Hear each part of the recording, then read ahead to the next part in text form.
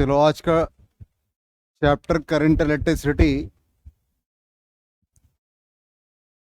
Current electricity part 1 लिखा है। Obviously इसमें इनिशियल पार्ट इलेक्ट्रिसिटी का पढ़ना है, तो सिंपली पहला टर्म है what is an electric current. तो सिंपली ऐसे समझ लो कि एक कंडक्टर का ये क्रॉस सेक्शनल एरिया है और इससे चार्ज का फ्लो हो रहा है। तो चार्ज का फ्लो मान लो Q इन टाइम t, तो हम लोग कहते हैं current flowing through a conductor is equal to charge flowing per unit time. और इसको हम लोग इस फॉर्म में भी लिखते हैं rate of flow of charge means dq by dt। इसका मतलब क्या है? इस पर पूरे कंडक्टर में पूरे चार्ज Q का फ्लो है और सपोज यहां से एक चार्ज डेल्टा Q का फ्लो हो जाए इन टाइम डेल्टा t, तो इसको हम लोग कहते हैं I इंस्टेंटेनियस, मतलब instantaneous current is equal to delta Q by delta t। और इसका limiting value delta t tends to 0। इसी को हम लोग कहते हैं rate of flow of charge. इसलिए इलेक्ट्रिक करंट को हम लोग डिफाइन करते हैं charge flowing through any cross section of the conductor.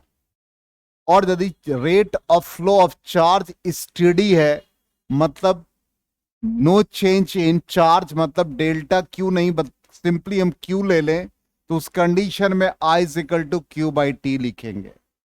और जब रेट ऑफ फ्लो लिखेंगे उस कंडीशन में जैसे इंस्टेंटेनियस के फॉर्म में लिखेंगे तो ये dq बाई dt हो जाएगा। दोनों में फर्क है। हमने कहा कि charge flowing through a conductor in unit time electric current. If delta q is the instantaneous charge flowing through in time delta t, then instantaneous current is equal to delta q by delta t and limiting delta t tends to 0। और इसको हम लोग कहेंगे rate of flow of charge.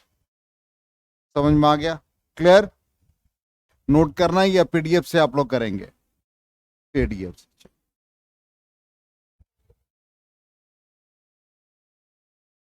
Charge doesn't change with time, the flow is steady, so I is equal to q by t। if delta q charge flowing through a conductor in time delta t, then instantaneous current I is equal to delta q by delta t, known as rate of flow of charge, जिसको हम लोग instantaneous current कहेंगे। चलो ठीक है, एक example देते हैं। अब यही कंडक्टर है। अब इस कंडक्टर में, पूरे कंडक्टर में चार्ज का फ्लो क्यू है, इंटायर कंडक्टर। अब एक स्मॉल सेगमेंट कंसिडर कर लो, ये इसमें चार्ज का flow delta Q for time delta T. इसका मतलब चार्ज स्टेडी नहीं है, ये चेंज कर रहा है विथ टाइम। तो ये क्या हो जाएगा? Instantaneous current eight a particular instant, current eight a particular interval of time, that is called instantaneous current. समझ में आ गया? अब यहां पर डिफरेंट टाइप्स ऑफ करंट। पहला टाइप ग्राफ से बिल्कुल समझो, बहुत इजी है। करंट वर्सेस टाइम का ग्राफ है, ठीक? इसमें ये ए से रिप्रेजेंट किया, मतलब करंट का न्यूमेरिकल वैल्यू टाइम के साथ चेंज नहीं कर रहा है। देख लो, यदि यहां पर करंट का वैल्यू 4 एम्पियर है तो with the passage of time 4 ampere ही रहेगा, कहीं कोई बदलाव नहीं। तो करंट जब चेंज नहीं कर रहा है तो हमने कहा कि डजंट चेंज विथ टाइम के लिए टर्म क्या है? स्टेडी। इसलिए ये क्या कहलाएगा? Steady current. करंट के मैग्नीट्यूड में भी कोई बदलाव नहीं है। तो जब मैग्नीट्यूड में बदलाव नहीं है, डायरेक्शन में बदलाव नहीं है, तो उसको हम लोग कहते हैं डायरेक्ट करंट। इसलिए इसका नाम पड़ जाएगा स्टेडी डायरेक्ट करंट। मतलब जिसका करंट का मैग्नीट्यूड कांस्टेंट और वो टाइम के साथ चेंज नहीं करेगा, तो नाम क्या बन गया? Steady direct current. क्लियर? अब करंट का मैग्नीट्यूड टाइम के साथ बदल जाए, जिसका मतलब अब स्टेडी नहीं रहेगा, वो वेरी करेगा, उसका नाम हो जाएगा वेरिएबल। जैसे ये ग्राफ है, अब ये ग्राफ में देखो करंट चेंज कर रहा है, बी चेंज कर रहा है, सी भी चेंज कर रहा है, मैग्नीट्यूड टाइम के साथ चेंज कर रहा है, तो वेरिएबल हो गया। लेकिन डायरेक्शन नहीं बदल रहा है, इसलिए इसको हम लोग कहेंगे variable direct current. Variable direct current, इसका नाम पड़ गया क्या? Variable direct current. तो दो टाइप सीखा। पहला, करंट का मैग्नीट्यूड सेम, डायरेक्शन अनचेंज्ड, तो स्टेडी डायरेक्ट करंट। करंट का मैग्नीट्यूड टाइम के साथ चेंज कर रहा है, तो वेरिएबल डायरेक्ट करंट। ठीक।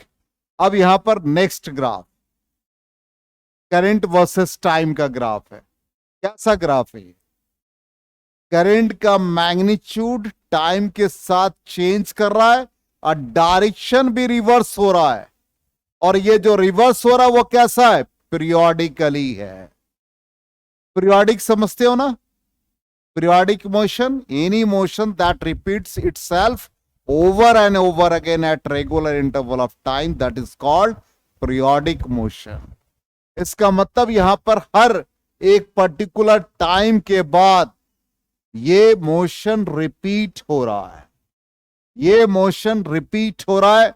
जैसे ये ग्राफ मान लो ये ओरिजिन को रिप्रेजेंट कर रहा है, तो यहां पर एक पर्टिकुलर टाइम होगा, यहां टाइम, तो ये सपोज पाई हो गया, ये 2 पाई हो गया, 3 पाई। इसका मतलब एक कंप्लीट साइकिल 2 पाई।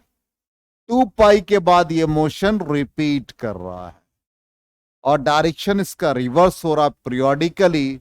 तो ऐसे ग्राफ को जो रिप्रेजेंट करता है उस करंट का नाम है ऑल्टरनेटिंग करंट। जो हमारे यहां एसी सप्लाई है, इसी को हम लोग ऑल्टरनेटिंग करंट कहते हैं।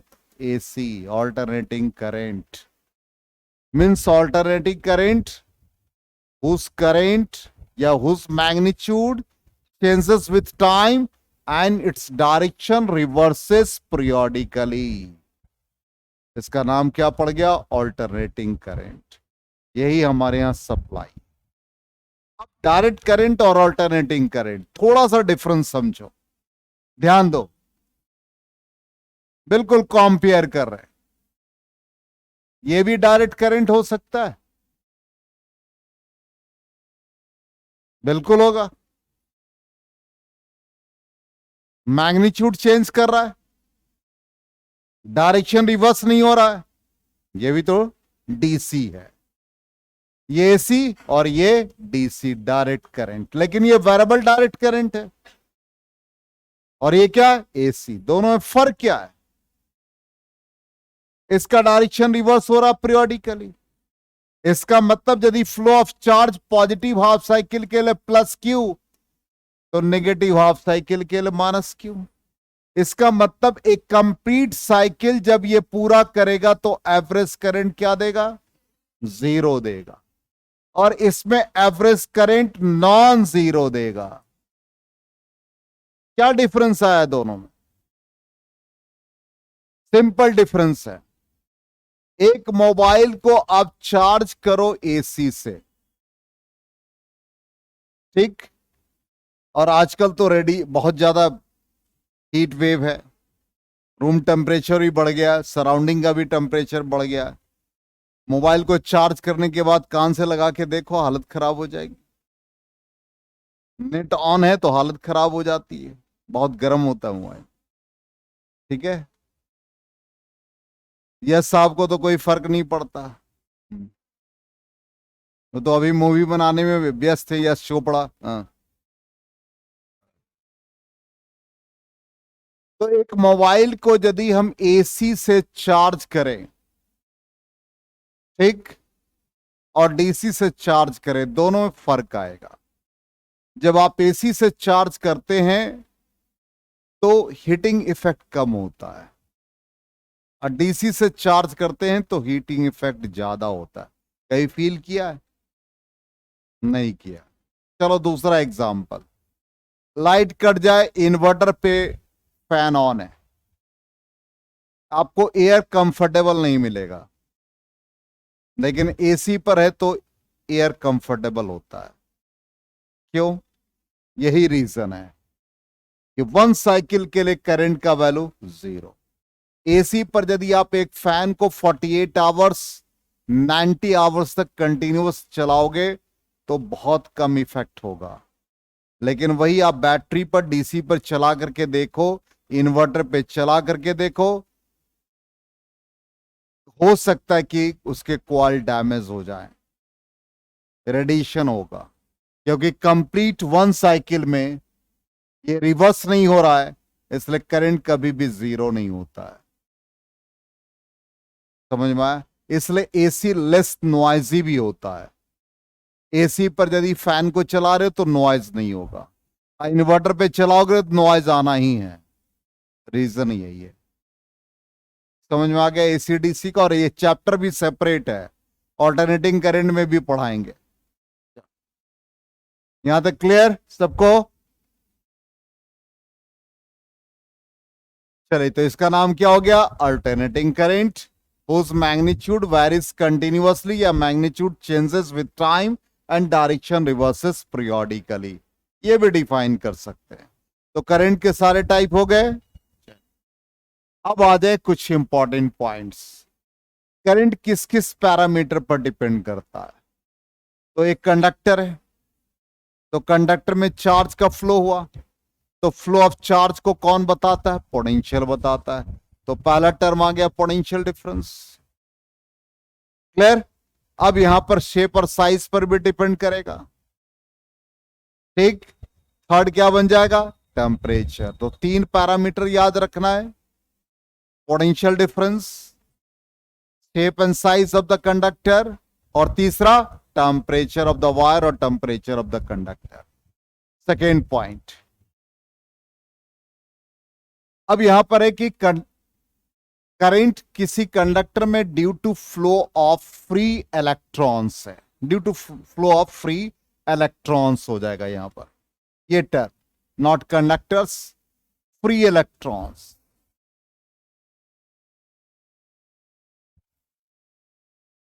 ठीक, इन अ डेफिनेट डायरेक्शन। तो करंट का फ्लो हमेशा इलेक्ट्रॉन के फ्लो के अपोजिट। तो कहता है at a particular time at any instant the number of protons in the conductor are equal to the number of electrons, means net charge on the wire is 0। समझ में आ गया? Flow of electron का charge और flow of proton का charge, उस condition में दोनों का नेट चार्ज क्या आ गया? 0 आ गया।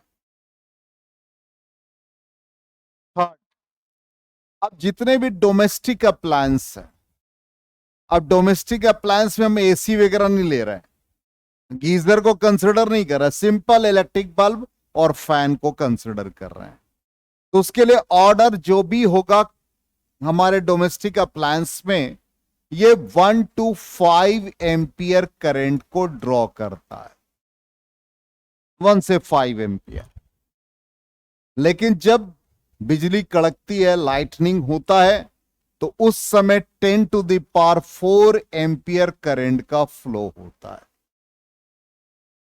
बहुत ज्यादा करंट का फ्लो है। अब 10 to the power 4 एम्पियर कितना है आप इमेजिन करो। सिंपली मान लो 220 वोल्ट हमारे यहां सप्लाई है। इमेजिन करना है कि दोनों वायर को हम ले जाके प्रियांशु को सटा दे। तो प्रियांशु को तो कुछ होगा नहीं। नहीं, अच्छा होगा। 220 वोल्ट का वायर निकाले और आपको आपके बॉडी में टच करा दे तो कुछ होगा? क्या होगा? उछल कूद करने लगोगे। तो 220 वोल्ट और करंट कितना है मैक्सिमम? 5 एम्पियर। वो तो हमको 10 एम्पियर लेना होता है तो हम ग्राउंडिंग करते हैं, लेकिन सिंपल दो वायर की बात कर रहे हैं। तो उस समय मैक्सिमम 5 एम्पियर का करंट का फ्लो। तो 5 एम्पियर पे आपको कितना बड़ा झटका लगा? ठीक। और 10⁴ पर इमेजिन करो कितना बड़ा झटका होगा। तो जैसे हवन करते हैं स्वाहा, तो वो भी करने का मौका नहीं मिलेगा, वो बोल भी नहीं पाओगे। हाई टेंशन सप्लाई से कभी आपने देखा होगा किसी का इंजरी होते हुए? जो 11,000 वोल्ट सप्लाई होता है, उस 11,000 वोल्ट में बॉडी का इतना पार्ट भी नहीं बचता, बिल्कुल राख मिलेगा आपको। सोच लीजिए। तो 10⁴ कितना फ्लो है? ठीक। तीसरा कहता करंट इन आवर नर्व्स, हमारे नर्व्स में माइक्रो एम्पियर करंट का फ्लो है 10⁻⁻⁶ एम्पियर। अब इसका एग्जाम्पल, कभी कभी हम लोग कार वगैरह में बैठते हैं तो आगे वाले ड्राइवर के बगल वाले सीट पे हाथ ऐसे देके तो कभी कभी शॉक लगता है। अब देख लीजिए कितना शॉक लगता है। देख, ध्यान दीजिए। V is equal to simple, हम लोग ओम्स लॉ अप्लाई कर रहे हैं। हमारे बॉडी का स्टैंडर्ड रेसिस्टेंस 10 किलो ओम होता है स्टैंडर्ड ड्राई कंडीशन में। यदि 10 किलो मतलब ओम से कम है, इसका मतलब आपका इंटरनल रेजिस्टेंस वीक है। अब ये 10 किलो ओम, 10⁻³ नर्व्स में 10⁻⁻⁶ एम्पियर। अब देखो कितना वैल्यू आ गया, 10⁻⁻²वोल्ट। Not negligible. इतना पोटेंशियल डिफरेंस सेटअप हो जाता है, इसलिए हल्का हम लोगों को शॉक लगता है। समझ रहे हैं? तो हमारे नर्व्स में भी 10⁻⁻⁶ एम्पियर, ये ऑर्डर ऑफ मैग्नीट्यूड आपसे पूछा जाता है, तो इसको याद रखना है। आ गया समझ में?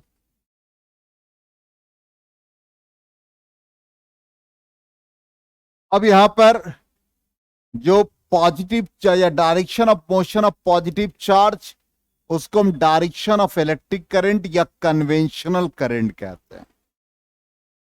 और इलेक्ट्रॉन का डायरेक्शन पॉजिटिव चार्ज के फ्लो के अपोजिट होता है, इसलिए electronic current is always opposite to the direction of conventional current. जैसे एक सप्लाई है, अब सप्लाई पॉजिटिव से जो करंट का फ्लो है पॉजिटिव चार्ज से, या सप्लाई का जो पॉजिटिव टर्मिनल है इससे जो फ्लो होगा करंट का, इसको हम लोग कन्वेंशनल करंट कहते हैं। और इलेक्ट्रॉनिक करंट का direction opposite to the conventional current. तो एक बार सिंपल एक क्वेश्चन पूछ दिया कि is electronic current is equal to the conventional current? तो इक्वल मैग्नीट्यूड में होगा लेकिन डायरेक्शन अपोजिट होगा। आगे समझ में?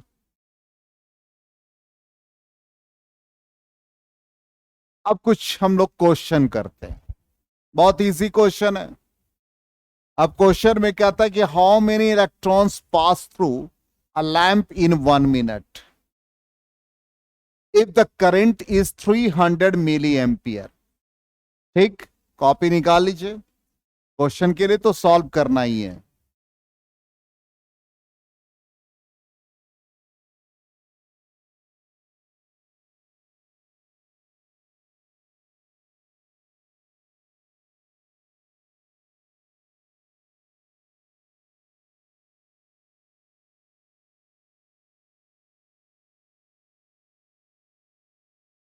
अब है तुम ही सॉल्व करेगा इसके बाद।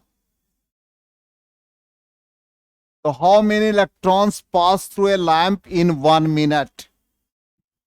Time period 1 minute, obviously 60 second.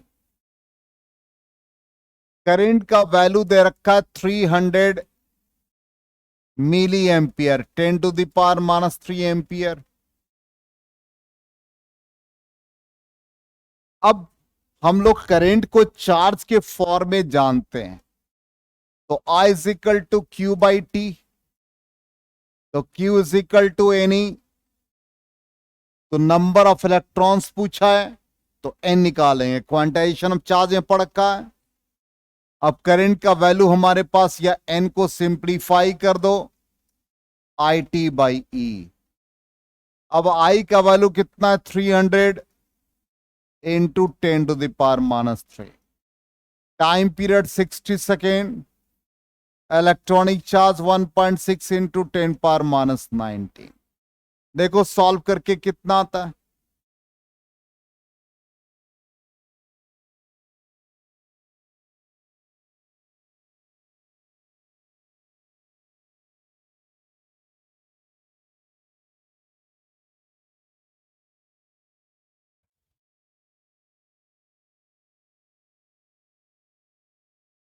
आ गया?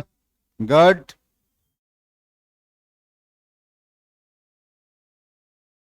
10⁻20 एग्जैक्ट यही आ रहा है।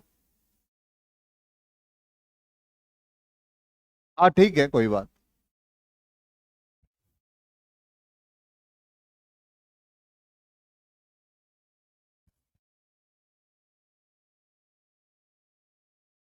इंटू 10 पावर, अरे सिंपल है, Q इज इक्वल टू निकाल लो NE, तो N is equal to Q/E, तो 1 कूलम, और ये 1.6 इंटू 10⁻19। तो सिंपल ये आ गया 10/16, 10⁻19। ऐसे निकाल, आ गया ये आंसर सबका। चल गुड हो गया, इरेज करें। चले नेक्स्ट क्वेश्चन कहता है, in hydrogen atom electron moves in orbit of radius दे रखा है, with the speed of this find the equivalent current. बहुत सिंपल क्वेश्चन है, देखिएगा ध्यान से। In hydrogen atom, obviously hydrogen atom electron revolve कर रहा है, रेडियस आर का वैल्यू दे रखा 5 इंटू 10⁻11 मीटर। बोर्स रेडियस यही होता है 0.05 एंगस्ट्रम, उसी को सिंप्लीफाई करके इस फॉर्म में लिख दिया। और विद स्पीड दे रखा इक्विवेलेंट करंट, तो I is equal to Q/T पढ़ रखा है। अब यहां इलेक्ट्रॉन के रिस्पेक्ट में क्या लिखोगे? E/T। अब टाइम पीरियड कैसे पता करें? तो पूरा एक कंप्लीट ऑर्बिट के लिए टाइम पीरियड, तो time period distance 2πr by velocity, तो क्या बना? EV/2πr। अब E का वैल्यू डालो, V का वैल्यू डालो, रेडियस डालो, सिंप्लीफाई करो, देखो कितना आता आंसर, जल्दी बताओ।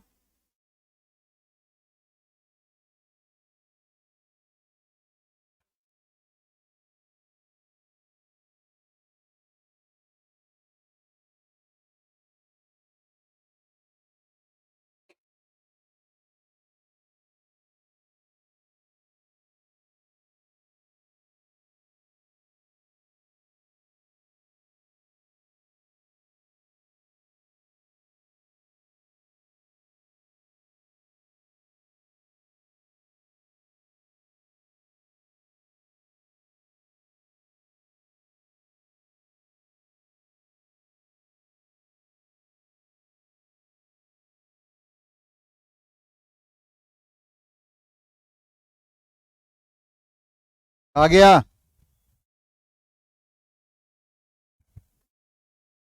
सिंपल कैलकुलेशन है, देखो यहां राइट साइड में लिख रहे हैं इलेक्ट्रॉनिक चार्ज 1.6 इंटू 10⁻19 और v का वैल्यू यहां पर दे रखा 2.2 इंटू 10⁻6। पाई का वैल्यू यूज कर लो 3.14। रेडियस है 5 इंटू 10⁻11। Answer good. तो 1.12 इंटू 10⁻³ एम्पियर।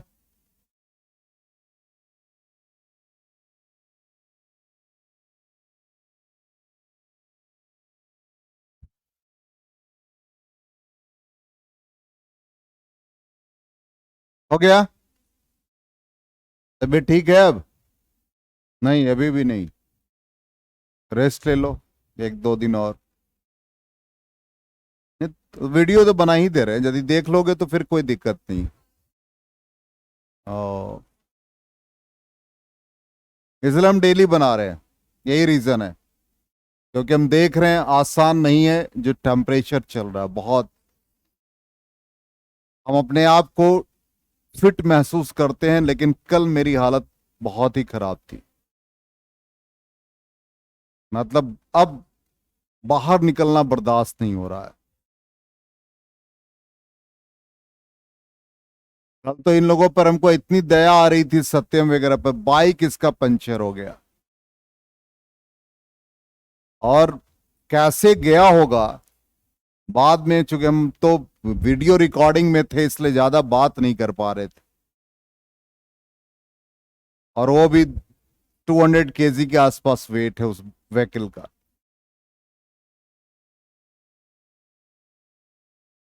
चलिए नेक्स्ट क्वेश्चन आ जाए। बहुत अच्छा क्वेश्चन है, ग्राफ का क्वेश्चन है। जो बना लेगा एक्सेलेंट अवार्ड। यस बोला है, बना चुके हम, जल्दी से। हाँ, कहता find the amount of charge flows through the conductor, होगा through the conductor for the given graph. Current और टाइम का ग्राफ दे रखा है, करंट टाइम का ग्राफ दे रखा है, चार्ज निकालना है। बहुत सिंपल सा एग्जांपल देते हैं। फोर्स डिस्प्लेसमेंट का ग्राफ दे रखा, अमाउंट ऑफ वर्क निकालते हो।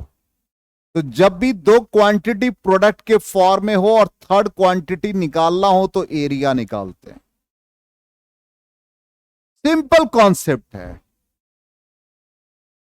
V इंटू टी कुछ होता है S, तो VT ग्राफ होगा तो डिस्टेंस निकलेगा या डिस्प्लेसमेंट। एक्सेलरेशन टाइम कुछ होता है, किसके बराबर होता है? एक्सेलरेशन टाइम का प्रोडक्ट कुछ कहलाता है, क्वांटिटी क्या?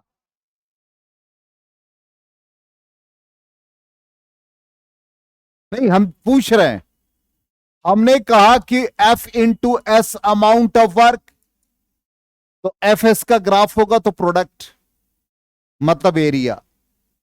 हमने कहा वेलोसिटी टाइम का ग्राफ है तो थर्ड क्वांटिटी डिस्प्लेसमेंट निकल जाएगा एरिया से। एक्सेलरेशन टाइम कुछ कहलाता है?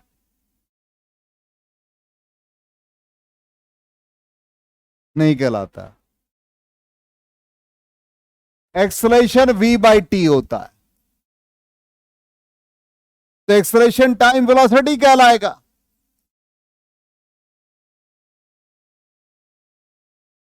ठीक।